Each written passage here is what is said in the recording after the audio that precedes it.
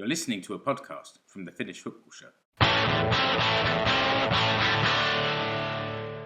Yes, it's a Finnish Football Show. I'm Mark Wiltshire, and again, we're returning with a little bonus episode recorded by me and Jules, the other SJK Football Supporters Podcast presenter. Hi, Jules.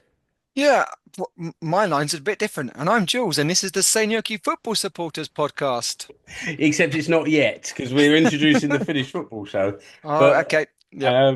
But we're doing this today because we've got a guest on the SJK pod. We're joined by Ash Civil, who's the head coach of SJK's academy team, and I just thought it might also be interesting to share that interview with the Finnish Football Show listeners. So Jules seems welcome, very keen. Ash. Well, I was going to say, Jules, you seem very keen to do your introduction. So let's record our intro to our pod, and then we'll bring Ash in and have a chat.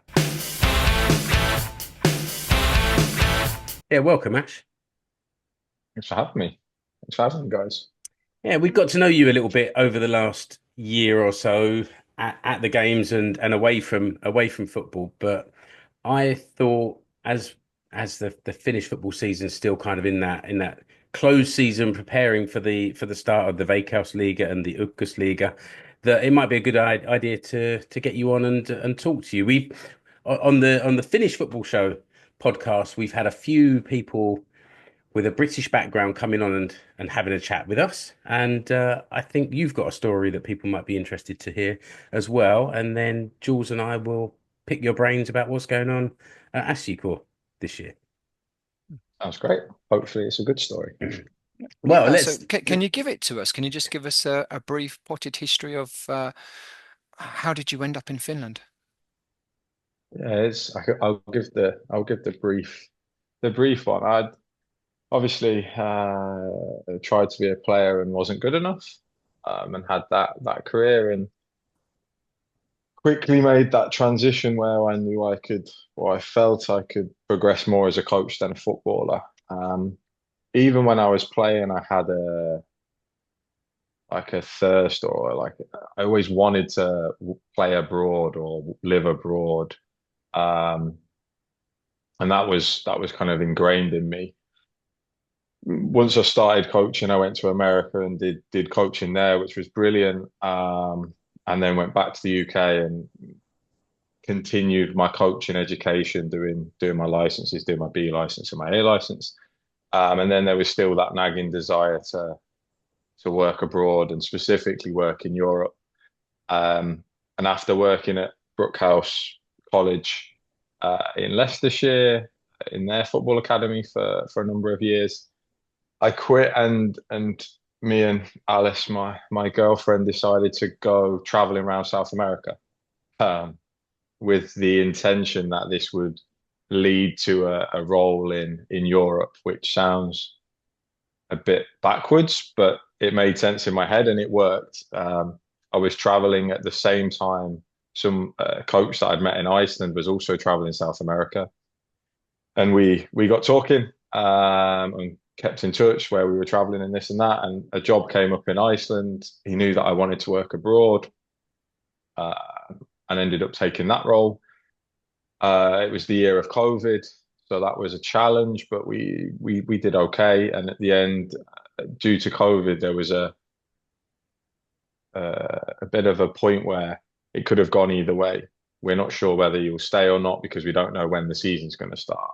So I took it into my own hands, and found another role, or scoured the internet for hours and hours for a few weeks, and found a role in Tampere with TPV, and worked with their 17s and 20s in my first year, and then moved into head coach there in my second year. What level was that at, Ash? Just so that everyone gets an idea where you are at that stage. Yeah, so the first year, the 20s were in the under 20s SM, so the top division in Finland. And then when I moved to the first team, they just got relegated from Kakkonen to Kolmonen. And then my remit was to get them promoted back into Kakkonen. First year, it's quite a tough process there, where even if you win the league, you might not get promoted. Yeah, We still finished second, so we couldn't get promoted anyway in our first year. But in the second year, we won the league and we did get promoted. And yeah, from that point, then I um, wanted a new challenge, and yeah, ended up at SJK, and this is now my second year. Yeah, can you tell us about the 2 years you've had at the academy? Because there's a obviously you've got a different role now, but there's maybe a slightly different structure with the academy team from last year to this year. Yeah, last year my role was I had probably several titles, but I can describe my role. I worked between the two, the academy and development squad, or the Ykkösliiga team and the Kuortaneen team. There's many names. Academy Academy and 2 is Academy also 2. used, isn't it? Yeah. Yeah. So I'll probably flick between all three in the next few minutes, but I'll try and keep it clear. And I worked between the two, and I worked with both coaches as kind of an assistant, but also working with individual players with the aim of helping that transition between the two teams be easier. And also kind of within that as well, I worked with the 17s and some of their individual players with that transition into Academy 2. So helping move players up the ladder. This year you've got a more defined remit that you're head coach of the academy. Is that easier for you when you've got one clearer job rather than being spread across several areas or several jobs? Yeah, it can be a lot easier, but as well, it's how my mind works and how I like to work is I like to think about the big picture. So even now in the same role, I'm doing a lot of similar things that I was doing previously. I still want to help that transition through all three teams and into obviously the first team as well. So yes, but also not no, but there's a lot of the similar things that I'm doing Okay. now anyway, because that's just how I've always liked to work. And it was very similar to Tepe in my role when I was head coach of the first team. I also was had a big influence on the 20s and 17s, and it's how I like to be. Yeah, that can kind of bring us on to another question now. Like, how do you interact with the first team in your role now, or the first team coaching? How does I mean, like, when do they ask you we need these players, or do you say we've got players that I think are ready to move up, or just how does it go? Yeah, there's a really good relationship with me, Stevie, Tony, all the coaches. I think SJK's got easily, in my opinion, the best environment for coaches and players.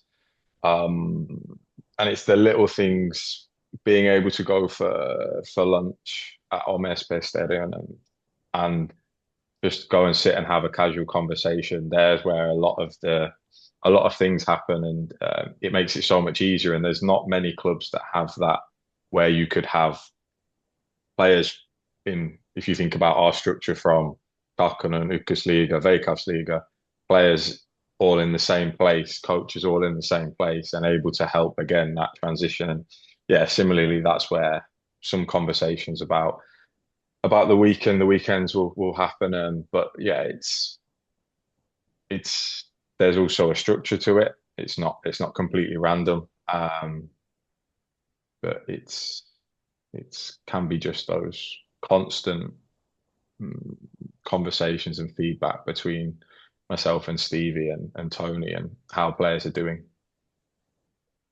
One thing that I'm interested in, and there's a reason for it we'll come on to, but outside of the club or outside of this region, people might not know about the tie-up between SJK and the Kuortane High School. How does that work? Explain that arrangement to me. You're asking the wrong person in terms of the arrangement. I can speak a little bit about it. Okay. I can speak a little bit about the process and how we do it, but in terms of exactly the the ins and outs. I'm not the man in the know. But in terms of how Kuortane High School and SJK work together, and our project with Kuortane, the aim is to have a very professional environment, which Kuortane High School provides in terms of their facilities, world-class facilities. And then obviously we would provide the coaching to go alongside that and have the players in an environment where they're able to fully focus on football. They're seeing the elite athletes that are training for Olympic events, and they're able to kind of put that or step into that professionalism at obviously a younger age. And we're finding when they're in that environment, we're able to really accelerate their development. And that combined with our games program, which I think is definitely the best in Finland, we help them then get into the first team. And the aim is then that they stay in the first team and they progress from there. Just to be clear, the Kuortane High School is connected to the Kuortane Olympic Training Center, which is why you said about all these athletes, and you get athletes from all kinds of sports, Formula One and track and field and many other, and it's just sort of half an hour or so away from Seinäjoki. Yeah, it's brilliant, and it's just a little bit too far, but it's excellent, and there's players that have been on that pathway now that are starting to make those steps towards the first team and make steps towards youth national teams, and that's all part of the process. So that's a big part of our player development plan. The reason it came to my mind now is because on Saturday in the Liga Cup we had is it Anis Makal? Is that the right pronunciation? Yeah, Anis Makal, yeah. Yeah, and I was like, okay, well, no, it's this time of year, new players are coming in. I was like, hang on, what's that name? And I went through the SJK website and saw that he's listed in Academy 2. And then Larry posted in a WhatsApp group that he's one of our own young development players that's come through Kuortaneen. And I was like, right, okay, this is interesting. This is a boy to watch out for. Yeah, Anis had an excellent season last year. He played a lot of games in the Kokkonen with Academy 2, and he's one of the first players that came into Kuortane at 9th grade. So he came just before that transition into high school, and then he's now, I'm not sure which school year, but this is maybe his third, potentially fourth year in the process, and you can see that development from him. And again, it shows that part of the process it doesn't matter where they are on the level, it's that they're playing games of football and they're developing through playing games of football. And Anis is a great example of that. And he's worked really hard and got himself the opportunity that he's at the moment. It won't still be that like straight line. It never is. There's a great picture. I usually have it on my wall. I've got it just there of success, where it's what does it people think it looks like and what it actually looks like. But he's got a great attitude and he's making those steps in the right direction. Jules, I think also Matthias Vainienpää came through the Kuortane route. I don't know. I'm not sure if it was. No? He definitely came through high school in Seinäjoki Kuortane, but I'm not sure was he based actually in Seinäjoki more because he was Right, like okay. he's from Seinäjoki, but I'm not sure. Would have to someone else around here would know more than that. Well, let's hope so. Ash, Yeah. has anyone else come through that Kuortane pathway into one of the academy sides? Yeah, there's a lot of players there. So Oskari Vaisto, Okay. he's officially part of that pathway.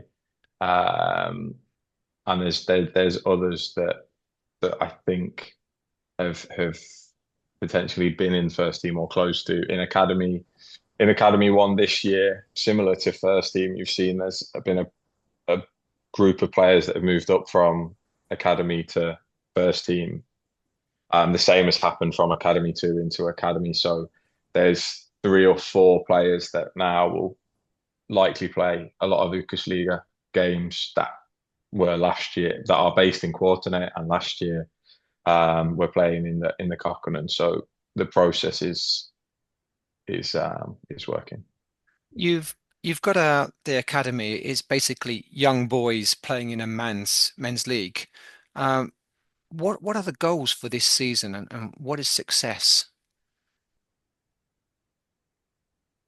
Yeah, it's brilliant having the last year we were the youngest team by a couple of years. Clubby are obviously in Ukasliga again this year, but I think again we're slowly getting younger ourselves, so it will be close. That comes with its challenges, but also it's brilliant for the players to experience that. Our aims are always we want to be successful, and success can looks like for us players getting into first team having success. Success in our little environment is that still. Within that, the best way to help players develop or move forwards is winning still. So we have to have some level of success. If we're losing every week and we're really struggling, it's difficult to make that step forward. So we want to do our best within Ukasliga, but obviously we want to remain in the Ukasliga.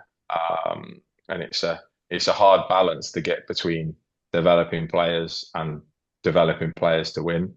And you can see we've had quite a lot of young players in the Ukasliga Cup the first couple of games, and that's still part of the process, that there'll be these young players, but the balance between one game and another game, we might have to shift that to make sure that we have success in terms of points. Well, I'll just say something now. You've probably Yeah. heard it on 72 plus, Mark, quite a lot of times that when loan players go into when you've got these academy players in the Premiership and they go into Championship or even Division 1, Division 2 sides, then there's obvious criticism that they haven't played men's football. And I think that's a good thing about the way SJK is, that our young boys are playing men's football the whole time, so they know what it is that they have to do when they get into the first team, that they're used to this men's environment. Not it's SJK Academy is academy in name only when it Mm. comes to competition. Yeah, exactly. And you look at Oki's a great example. He's already played. I've not got it in front of me, but he's already played maybe 70 or 80 men's games, and he's 19, turning 20. That's huge to then step into a Veikkausliiga team, and then hopefully add to that with these next level of games, and that really helps. And I think that's the best part of our system, is now we're able to do it younger because we have players in the Kokkonen playing at a good level, getting men's games, and then progressing upwards. And he looks like he's built to fill the space of Bill Tikkanen. I mean, he's a similar kind of shape, isn't he? He's sort of stocky, and I can't say I've got his playing style, whether he matches exactly, but he's come straight into the team, and he looks ready to go.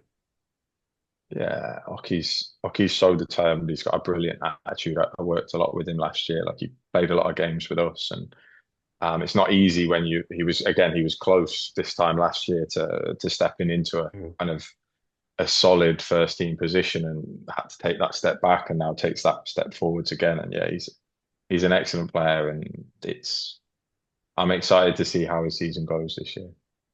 Jules, what you were saying is a good point. I was thinking this myself. Like, there's a lot of clubs and a lot of players who the pinnacle is playing for their club's first side in Ukasliga, Yeah.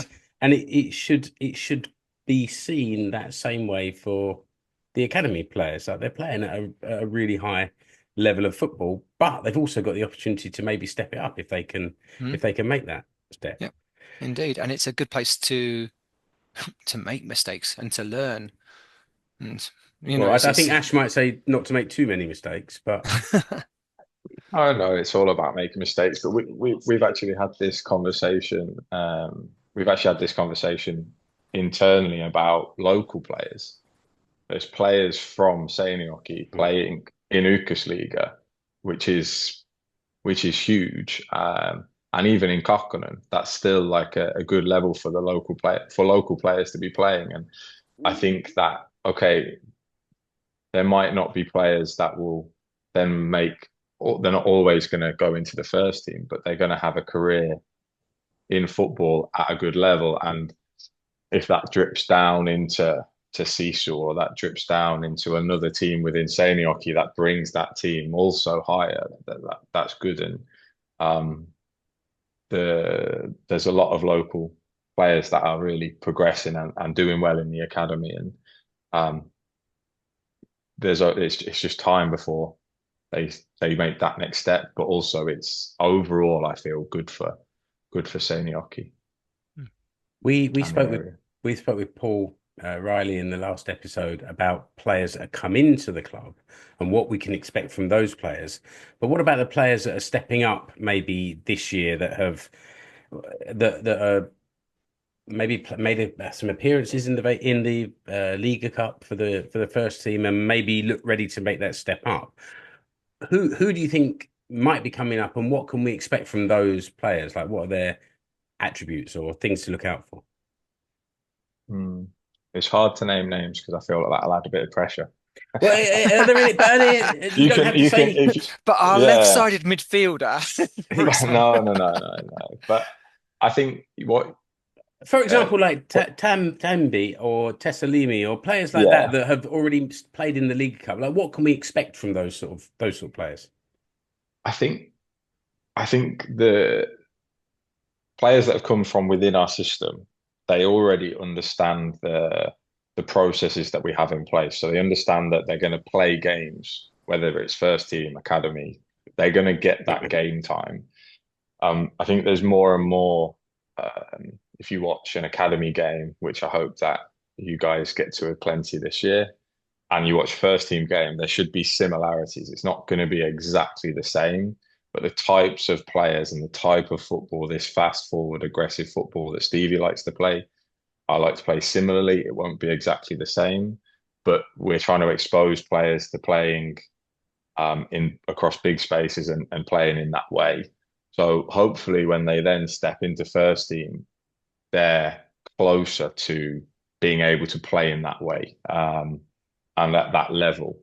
So I think that's a big thing. And then I said it in an email to someone the other day. We're trying to develop good people as well. I'm hoping that they're ready to be players within the team. They're ready to be humble with the process still, and they're ready to kind of add value to the community and the area. And it's not always possible that they tick all those boxes, but that's some of the things that I would hope a player coming from academy into first team would show those kind of attributes. Yeah. What do you see as the main difference between a head coach and an academy coach? Then you say that it's like, do you have more as an academy coach? Is also more of this developing the person as well because they're younger, or is there, and how important is it that they're on the same page? You say you and Stevie have got the same kind of playing philosophy. I mean, do you have to have that you have to have the same ideas? Not exactly the same, but yeah, it's more of there's similar ideas and there's similar profiles of players. I think that's quite clear to see now. Is if you look at players that are coming in or coming up, they tend to fit similar molds. So if you see a player coming out and coming onto the pitch, it's a similar type or slightly different, but generally speaking, it depends what we would say by philosophy or style.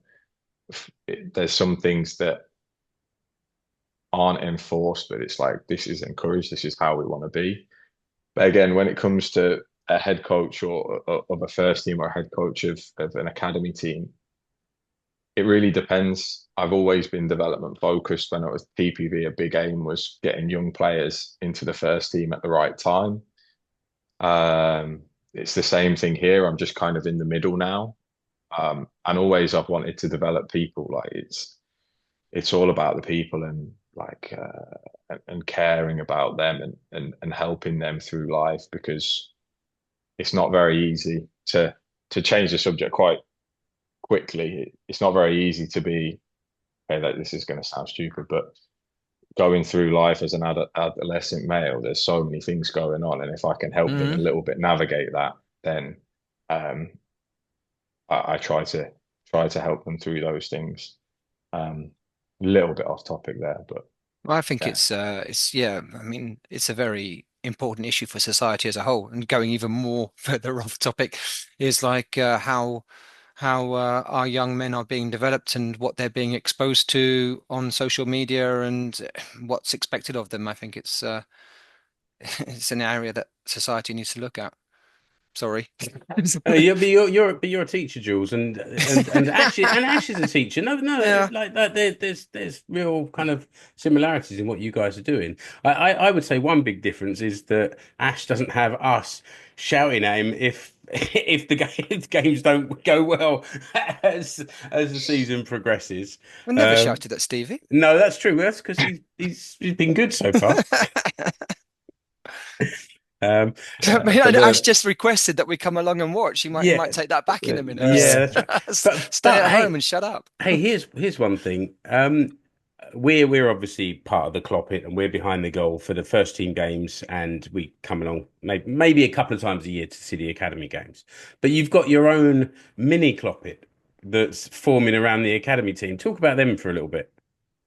Yeah, the Mini-Klopit are brilliant. I was just about to segue into bringing them up myself, but yeah, they're brilliant, and they're there every home game. It can vary between maybe three, could be 10 with their drum, and they're fantastic. Last year they had a sign for like a sign for Tulme, which was brilliant, and I think he really appreciated that, and he's brilliant with them, and he's also a brilliant guy. And I think this year there was a new sign. I can't remember what it said, but no, it's fantastic having them. And it again, if we're thinking about developing players and building a culture, something like that means so much to the players. Having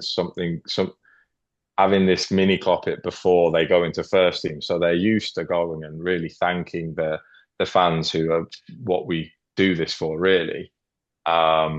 Yeah, it's brilliant, and they travel away games sometimes, and yeah, they're awesome, and hopefully I'll get them involved a little bit more, and we make them feel like a little bit closer between the two. We should just say what the Mini-Klopit are. And how Yeah, old would you say they are? 12 to a bit I'm or... not actually sure. They're around, yeah, 11, yeah, I would have 12. said I'm 10 not to Yeah. actually. 12, something like Yeah, that. Yeah, and I have to say that we as Clopit haven't helped or had anything to do with them. This is all their own doing. Mm. But have to say, us as Clopit are really, really proud of them, even though we've got no justification in being proud of them because we haven't done anything with them. They just like support the same club. But We've we think inspired them, this is our Jules. yeah, this is our youth development program, and Exactly. Yeah, that's right. we think that our future looks very good. Ash is developing players for the players for the Clopit as well. Sorry to Cool. go back, but last time we talked with Paul Riley, and so can you tell us more about how the recruitment process interacts with the academy and younger? Because a lot of the players coming in are very young. We don't recruit so much first team players more. It's a lot of players going through the system. yeah. So worked closely with Paul last year. Brilliant guy, really knowledgeable, and was a great help for me. Was someone that we didn't just speak recruitment, we spoke football quite a lot, and he was excellent. Excellent to work with, and yeah, I think this year's been or this period since the season's ended to now, there's been like a lot of recruitment in the academy, kind of process.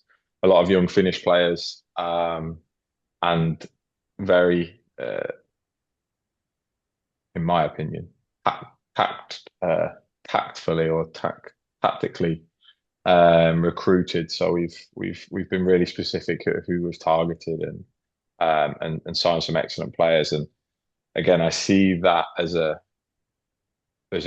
step in the right direction, or a step in a different direction, maybe a slightly different direction. And you can see last week there was a youth national camp with 2008 borns, and we had two players. In a couple of weeks, there's 2009 borns. There's going to be two players there, and there's that more of a culture of players that are getting selected now from SJK into these youth national teams. And again, their exposure to those types of games will help develop them and will help them move up the ladder. So that's been brilliant. The Finnishness of that, I mean, there's lots of good reasons why your own nationality, we're a Finnish club, but can you explain why that's important, or why was that judged to be, why did we target Finnish when we could also get really talented players from other places, young players? Yeah, I don't think that will change. I think SJK has been excellent at signing players, like young players from all over the world. I don't think that will change. But our recruitment of Finnish players is gone up to the next level. So it's not necessarily changed, but how we've been able to recruit these Finnish players has been better. And then again, that is important. You're going to feel more of a connection to potentially to those players, in the same way if we can get two or three local players, what that would mean to the area would be huge. But again, if we can get players that are making the step to first team, making the step to national team, or moving abroad, it's huge. I suppose also it can help with squad selection in the future, because we've got to name a certain number of homegrown players. So if we've got better Finnish players coming through the academy, then they can take up more of the places in the squad. Yeah, and again, in terms of homegrown players, there's, when we're recruiting younger players from abroad as well, the process to them becoming homegrown is obviously sooner. They could be 22 and be homegrown. I think Vale missed it by 100 days or something. Really, yeah, he's really close to being homegrown, and like it shows. It's, again, he's been in the first team for 3 years and 1 year academy, was it, or maybe two? I don't know, but it's very close where he would fit that. And again, that's another thing that we have to think about, and how SJK is thinking. He had the captain's armband on to start off with. And did you, when you've worked with him, have you worked with him, or was he already in the first team when you came here? He was already first team, but I've obviously the interactions there, and he's a good character. He's one of the first team players are excellent at making you feel welcome. I think there's a good culture of everyone meeting and greeting each other, and between players and between staff. And he's one of those people that would always make the effort to come over and say, good morning, Puru. Puru, I have to mention, he's probably made me feel the most welcome. Brilliant guy. Wish him all the best in Poland at the moment. But he was one who always went above and beyond to come and speak to me and have a chat. And there's lots of guys within the first team that have that about them. And again, they're important qualities when you want to bring young players into an environment, because they're going to help them settle in and help life be easier for them. And then the more they feel comfortable, the better they're going to perform on the pitch. You excited about this season, Ash? Yeah, looking at the group we've got, really excited. There's so much talent, and then it's how we now manage that talent and make sure it works hard and make sure it keeps developing and moving upwards. But there's so many good players that we get to work with, and it's a privilege to work with them, to be honest. You said before about us coming down to watch the games, and the club this year has again separated the academy season ticket from the first team season ticket, which is fine. It changes sort of season after season. Sometimes they're combined, sometimes they're separate. The first team season ticket this year was €150 if you bought it at the right time, and I think the academy ticket was €50, which, even if it's a little bit more now, I'm not sure, but still, if you're getting, I don't know, 15 games of football for €50, it's an absolute bargain, and it's again great for those Mini-Klopit and all the other supporters that come down and watch the academy. I'm sure we'll get down for a couple, but you know what? There's so much football and there's so many podcasts to be made that I've got to sleep sometimes. That was Julian playing a very badly tuned violin, apparently. Yeah, I'm gonna keep plugging away at trying to get you down for games. We'll be there. We'll get down there for it's sure. That's good. It's good, and it helps. It helps. Bigger the atmosphere, the better they're going to be when they come into first team, and there's the Klopit supporting them. So Yeah. Oh, that's true. you guys help with that. You guys help with that as well.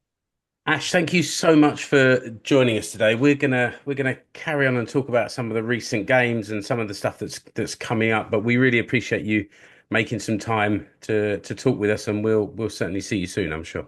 It's up to you. You No can problem. stick around if you want to, or you can go and find something better to do. So- Well, are you talking to me? No problem. No, Thanks for you've having got me. nothing better to do, Thanks for Mark. having me. Thanks for having me, guys. Cheers, Ash. Cheers, Bye. Ash. Cheers. See ya. Bye. You've been listening to the Finnish Football Show. You can find us online at finishfootballshow.com. Remember to subscribe to the show wherever you're listening or watching. You can follow the Finnish Football Show page and group on Facebook and also on Instagram. Escape to Suomi on Twitter is now Finnish Football Show on X. And you will find us on Blue Sky at Finnish Football Pod. See the links in the episode description, along with the links to the Finnish Football Show merch stores.